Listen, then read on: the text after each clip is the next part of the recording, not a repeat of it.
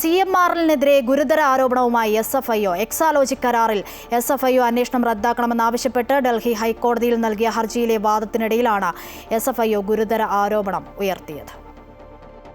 CMRL-ന്റെ പണം ഭീകര സംഘടനകളുമായി ബന്ധമുള്ളവർക്ക് ലഭിച്ചിട്ടുണ്ടെന്ന് സംശയിക്കുന്നതായും അതിന് ചില തെളിവുകൾ കണ്ടെത്തിയിട്ടുണ്ടെന്നും SFIO ഡൽഹി ഹൈക്കോടതിയെ അറിയിച്ചു.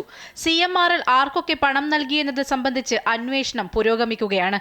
184 കോടിയിലധികം രൂപയുടെ ഇടപാട് നടന്നതിന് തെളിവ് ലഭിച്ചിട്ടുണ്ട്. ഈ പണത്തിൽ നിന്ന് ഒരു ഭാഗം ഭീകര സംഘടനകളുമായി ബന്ധമുള്ളവർക്കും ലഭിച്ചിട്ടുണ്ട്.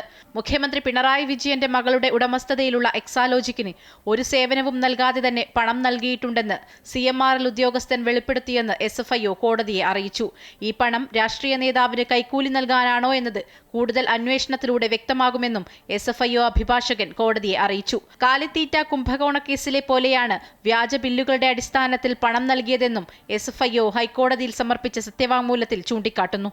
എക്സാലോജിക് CMRL ഇടപാടിൽ അന്വേഷണം പൂർത്തിയായെന്നും SFIO കോടതിയെ അറിയിച്ചു. ഈ വിവരങ്ങൾ ആവശ്യമെങ്കിൽ മുദ്രവെച്ച കവറിൽ സമർപ്പിക്കാമെന്നും അഭിഭാഷകൻ അറിയിച്ചു. രാഷ്ട്രീയ നേതാവിനെ സ്വാധീനിക്കാനാണോ പണം നൽകിയതെന്ന് അന്വേഷിക്കുന്നുവെന്നും SFIO അറിയിച്ചു. കേസിൽ ഈ മാസം 23-ന് വാദം തുടരും. News desk, Amrita TV.